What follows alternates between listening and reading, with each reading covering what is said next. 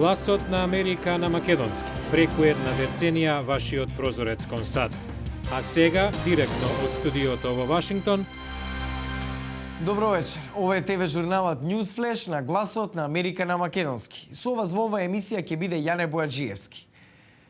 Ставот на Соединетите Американски држави е дека Македонија и Грција треба да го решат прашањето со името и да не очекуваат некој друг да го стори тоа, рече македонскиот премиер Никола Груевски по средбите со американската државна секретарка Хилари Клинтон и подпредседателот Џо Бајден, додавајќи дека Македонија е фокусирана на тоа.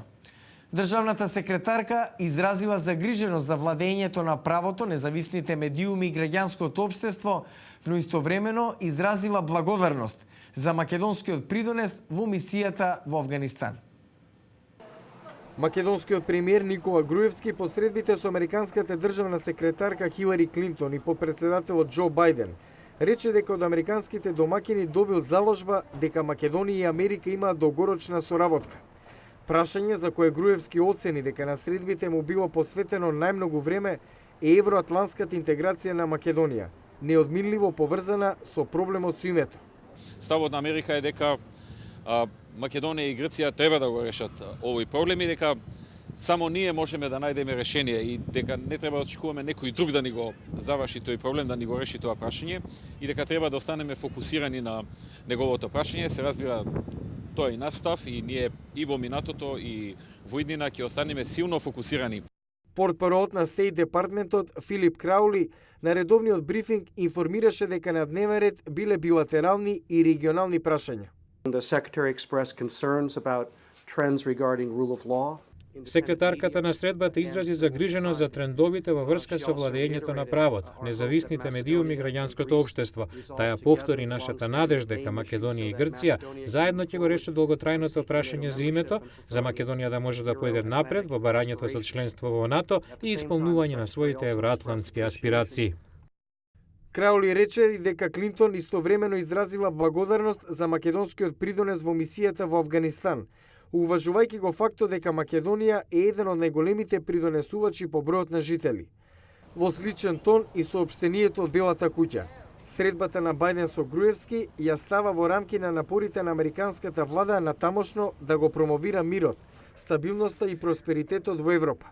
Покрај дискусијата за политичките и економски односи меѓу САД и Македонија, Белата куќа наведува дека подпредседателот ја подвлекол важноста што САД ја даваат на владењето на правото, слободата на независните медиуми и добрите меѓуетнички односи во Македонија. И Бајден се заблагодарил на Груевски за учеството во Авганистан и изразил надежда дека Македонија и Грција ќе најдат решение за проблемот со името. Груевски во изјавата по средбите информираше дека разговарал и за како што наведе прогресот направен во Македонија во образованието, економијата, неодамнешните чекори преземени во сферата на судството и сегашниот фокус на јавната администрација. За денес, шефот на македонската влада најави средби со конгресмени кои припаѓаат на неформалната група Пријатели на Македонија, како и посета на корпорацијата за приватни инвестиции во странство ОПИК. Македонскиот премиер Никола Груевски на средбите со американските официјални лица добил поддршка за борбата против корупцијата и понатамошни реформи во областа на судството. Јане Бојаджиевски, Глас на Америка на македонски, Вашингтон.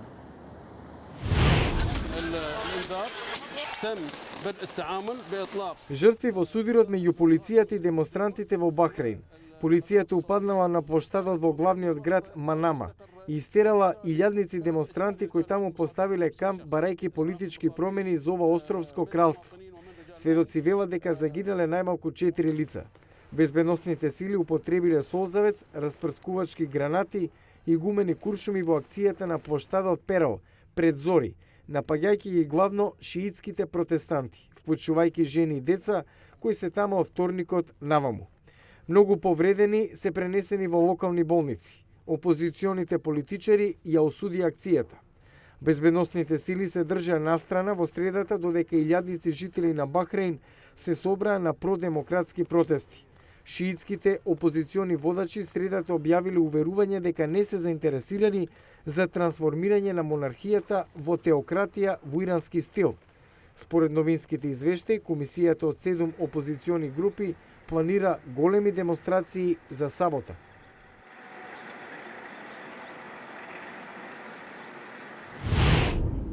Секој ден човештвото користи милиони пластични шишиња и кеси, а многу од тој отпад ја загадува животната средина. Крајна дестинација се почесто му се океаните. Еден брачен пар е на мисија да ги ослободи водите од нашата негрижа, затоа што океаните не се депонија. Маркус Ериксен не лови риба, туку пластичен отпад среде Атлантскиот океан. Ериксен со сопругата Ана Каминс, основачи на непрофитната организација Институт 5 спирали, наречен така по местата во океаните каде се собира пластичниот отпад, се на глобална експедиција да го документираат и истекнат проблемот и да го истражат влијанието врз морскиот живот и луѓето. Пластиката е дизајнирана да трае за секогаш. Не се распаѓа, морските организми не може да ја сварат и ќе остане во океанот илјадници години. Пластиката што ќе се раситни на мали парчиња е особено погубна. Нејзини жртви се стотици птици, риби и водни желки. Во обид да го привлечат вниманието на јавноста за проблемот, овој брачен пар изгради сплав од 15.000 пластични шишиња. На него во 2008-та заминаа од Калифорнија кон Хаваите. Свесни се дека чистењето на океаните е работа на која не и се гледа крајот, но велат дека треба паралелно да се работи и на ширење на рециклирањето и употребата на разградливи материјали. Ана Каминс и Маркус Ериксен планираат да ги споделат податоците собрани од мисијата со научната заедница и да објават книга за искуството.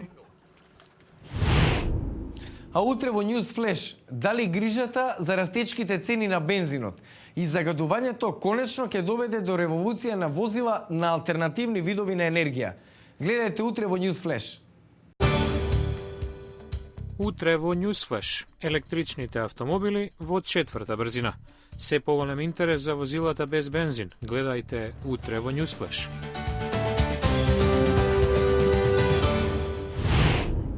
Го гледавте News Flash на гласот на Америка на македонски. Јас сум Јане Бојаджиевски од студиото во Вашингтон. За најнови содржини посетете нашата веб страница glasnaamerika.com. Пријатна вечер. Се гледаме утре.